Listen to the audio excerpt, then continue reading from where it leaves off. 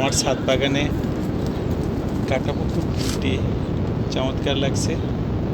আমি ঈদের ছুটিতে বেড়াতে গিয়েছিলাম, বেরিয়ে এসে দেখতে পাচ্ছি অনেকগুলো ফুল ফুটে আছে, চমৎকার লাগছে। আমার যারা বন্ধু আছেন, ফেসবুক ফ্রেন্ড, আমি আপনাদের দেখানোর জন্য আমার এই